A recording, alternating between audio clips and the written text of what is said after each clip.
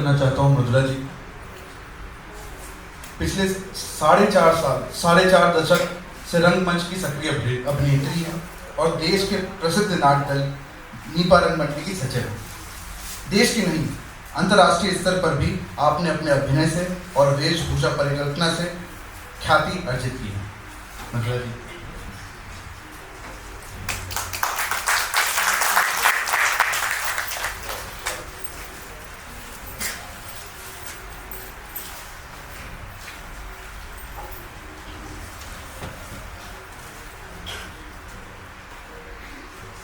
सभी को नमस्कार। सबसे पहले तो मॉकिंगबर्ड ने कल जिस तरह की अमिताभ बच्चन जी के ऊपर में वार्ता रखी, आज जिस तरह की वार्ता का आयोजन किया है, मुझे लगता है आज के समय में बैठकर कुछ विषयों पर बात करना, चर्चा करना बहुत आवश्यक हो गया है। तो इस तरह की गोष्ठियों की, इस तरह की चर्चा की, इस तरह के नाटक की बहुत अहमियत है, जिसके लिए मॉकिंगबर्ड के सब बच्चे हैं, मेरे अपने हैं, हमारे शहर के हैं। तो मैं ये कहूँगी, मैं उनको तहे दिल से आशीर्वाद देती हूँ, मुबारकबाद देती हूँ उनके इस अच्छे काम के लिए। और मैं आगे ज़रूर चाहूँगी कि इस तरह का कार्यक्रम बड़े जी बनाएंगे लोग, जिसमें हम लोग सब साथ हैं। अब जैसे कहते हैं ना, बहुत ऊंचे सुर के बाद में मध्यम स्वर देर से लगता है, तो आतन भाई ने इतने ऊंचे स्वर पे छोड़ा है ये माइक कि अब थोड़ा सा समय लगेगा इस माइक को अपने स्वर साधना में। जैसा कि सब लोगों को पता है कि आज का जो विषय है, वो विषय है कि आज का जो समय जो है, समाज है, इस सब के बीच में जिस तरह का रंगकर्म हो रहा है, रंगकर्म की स्थिति है, उसके बाद में जो मुझसे कहा गया है वो एक और जोड़ दिया गया है, वो है कि स्त्रियों की स्थिति रंगकर्म में। तो सबसे पहले तो मैं जो उसका पहला विषय है कि आज के समाज में रंगकर्म की स्थिति, हम सभी देखते हैं, जानते हैं, समझते हैं कि समाज तो दिन बर दिन बदलता ही है और बदलना चाहिए। मूल रूप से अब तक बदल के बहुत चीज़ें के आगे आया, बहुत चीज़ें उसमें अच्छी नई जुड़ी और समाज के परिवर्तित रूप में हमारे सामने है। लेकिन जैसे होता है कभी कभी बहुत तेज़ी में, मतलब इधर पिछले मुझे लगता है कि 20-25 साल के अंदर में जिस तरह का समाज में परिवर्तन और जिस तरह का विकास और जिस तरह की चीज़ें बदली है, वो शायद उनकी गति कुछ ज़्यादा रही है। चाहे वो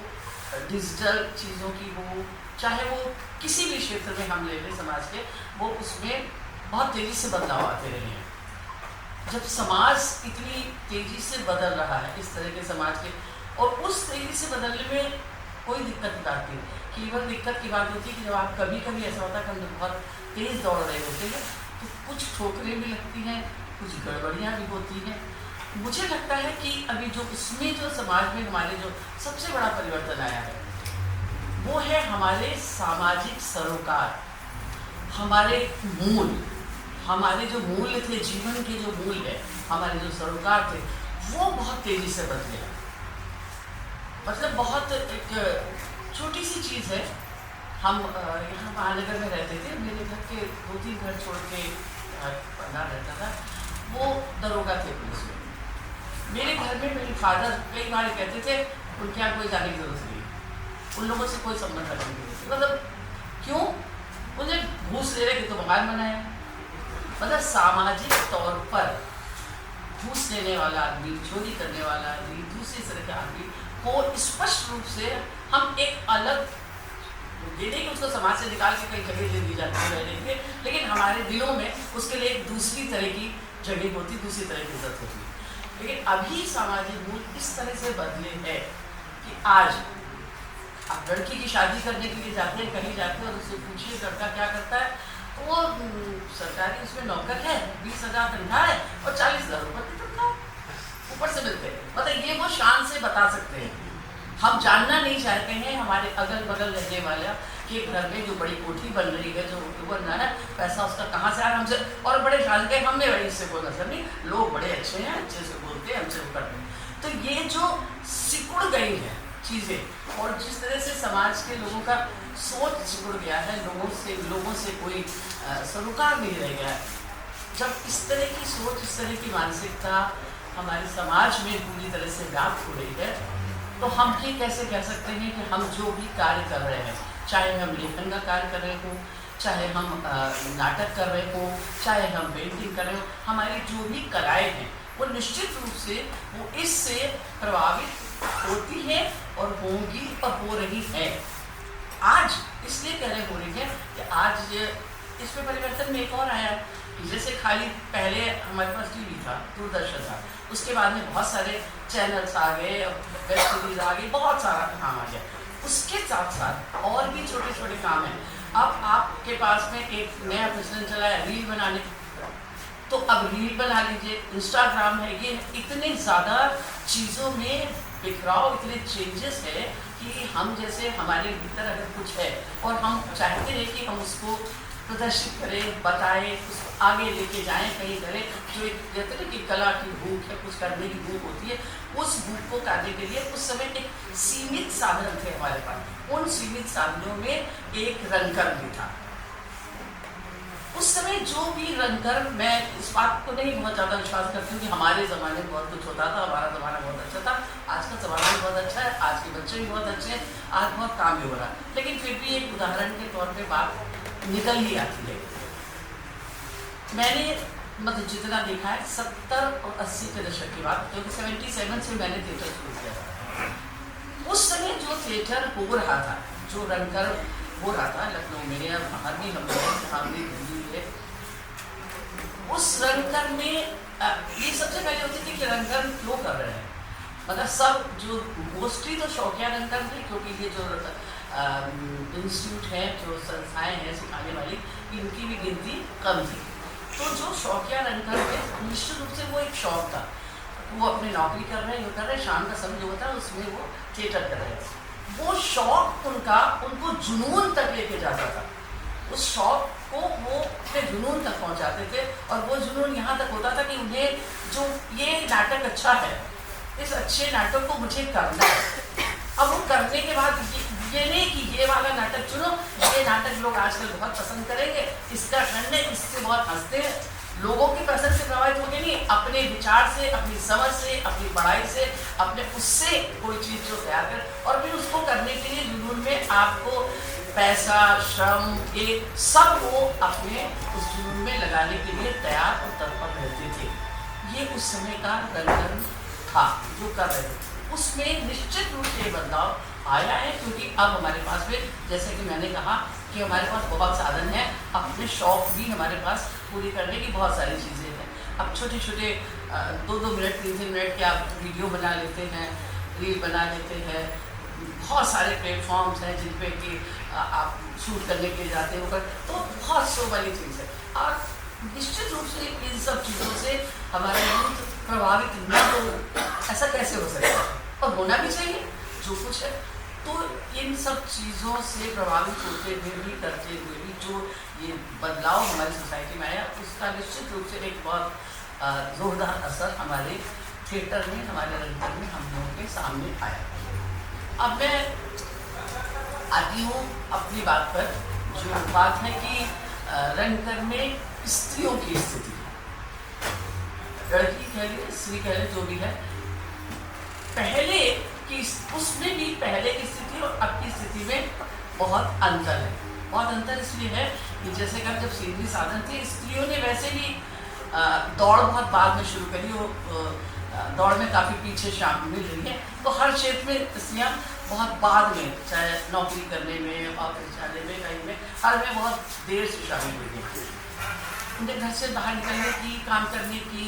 स्वतंत्रता लिखने की, पढ़ने की, सब उतना नहीं था उनके पास में। तो वो चूँकि बाद में निकली, तो निश्चित रूप से वही स्थिति जो बाकी जगहों में रही है, वही स्थिति होगी सोसाइटी के और जिन जगहों में रही है, ऑफिस में, नौकरी करने में, बाहर जाने में, किसी तरह में, वही स्थिति उनके रंगकर्म में भी थी। एक छोटी सी बात है कि मैंने जब नाटक करना शुरू किया, पहला नाटक किया, ऐसे शौक में किया था, कोई नाटक की बहुत ज़्यादा समझ नहीं थी। करने के बाद शायद कुछ अच्छा किया बुरा किया ये मुझे नहीं पता, लेकिन उसके बाद ये था कि हर दूसरे तीसरे दिन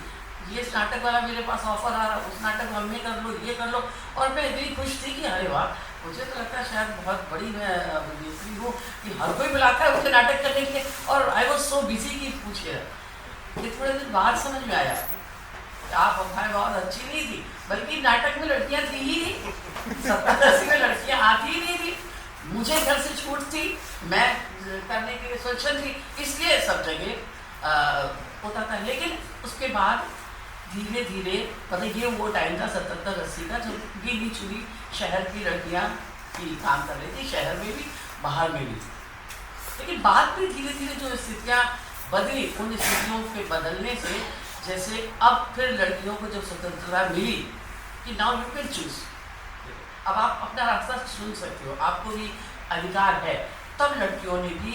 रंगमंच में आने की इस तरह से कोशिश करी जैसे करके आते हैं। हालांकि अभी भी रेशियो मेरे हिसाब से 10 और 5 का ही निकलेगा, अभी भी उतना रेशियो नहीं है अभी भी आप,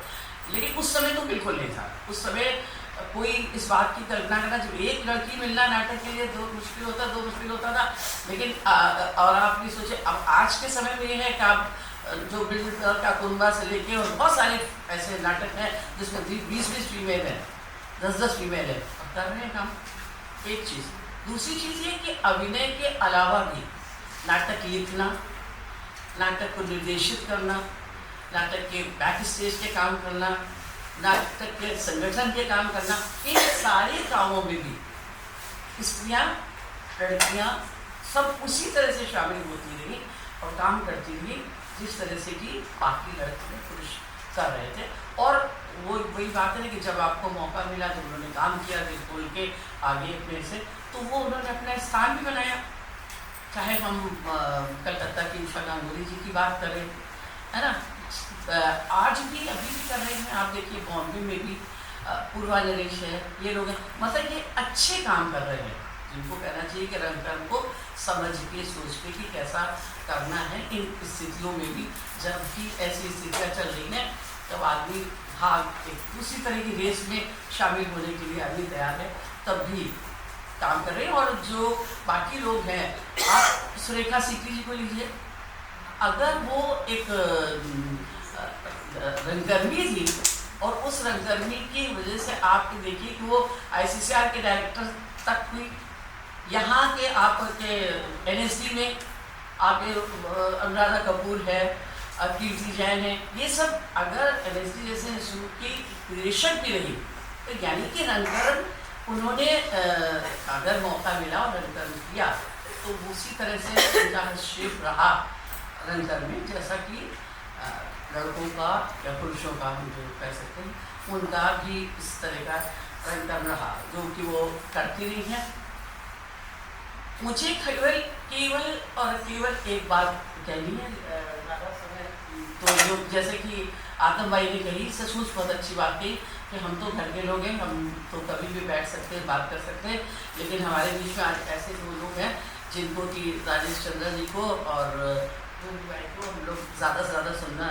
चाहेंगे, उनके विचार जानना चाहेंगे, उनके शहर की, उनके पास बहुत सारे विजन्स हैं, वो देश भर की उसके रंगकर्म की भी बात करेंगे, अपने शहर के रंगकर्म की बात करेंगे। तो बस खाली इतनी सी बात मुझे केवल कहनी थी कि आज का जो समय है उसमें रंगकर्म में एक जो चीज़ कचोटती है मुझे पर्सनली, वो ये कि आप केवल रंगकर्म, अभी किसी ने लड़का या यंग लड़के आते हैं, बहुत बार मुझे लड़कियाँ फ़ोन करते हैं, मैम आपके साथ काम करना है, यूपा में काम करना है, सुनील जी बाबा है बैठे हैं, उनके साथ काम करना है बड़े शौक से। लेकिन सवाल है कि वो आते हैं और आने के बाद में हम जिस तरह का थिएटर करते हैं, जिस तरह का, उसमें हमारी मिनिमम हमको 2 महीने 2.5 महीने कभी कभी 3 महीने तक रिहर्सल के लिए लग जाते हैं, और हमारे पास में भी इतना धन के साधन नहीं कि हम उनको, अब हम किस उससे उन बच्चों से इस बात की उम्मीद करें कि वो 3 महीने अपना पेट्रोल खर्च करके आए, रिहर्सल करें, तब वो कुछ रंगकर्म सीख पाएँ और वो जा पाए। तो वो उनको जो शॉर्टकट चीज़ें दिखती हैं वो शॉर्टकट तरफ भागते हैं। मुझे केवल ये बात है कि हमें अपने रास्ते वुमेन भी कह लीजिए, टीचर भी उसके लिए हमें अपने वो रास्ते तलाशने हैं कि जो हमारे पास है, या जिस जुनून की बात करते हैं, या जिस सार्थक का जो बात कहने वाले, जो बात हम कहना चाहते हैं, उस तरह का रंग कर्म करने का, आप जुनून समझिए करने का, यह एक रंग कर्म करते समय मन में जो विश्वास होता है। हम लोगों ने वही 80 के उसने दशक में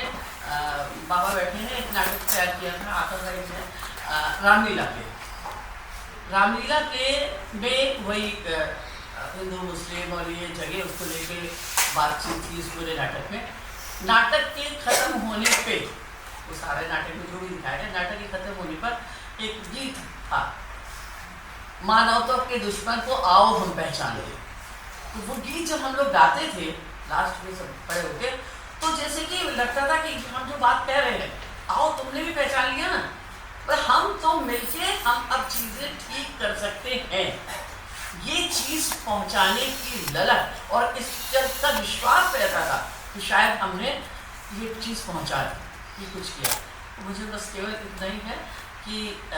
आज उस विश्वास को हम कैसे पैदा करें, फिर से कैसे उस तरह के जुनून से काम कर सकें, और चाहे मेल हो चाहे फीमेल हो, सबको एक समझ के साथ में, शायद आप लोग बात करेंगे इनके पास करो, और उसी तरह का रंग कर्म करने की इच्छा, स्थितियाँ पैदा करने की है। और उसकी एक छोटी सी पहल इस बातचीत के थ्रू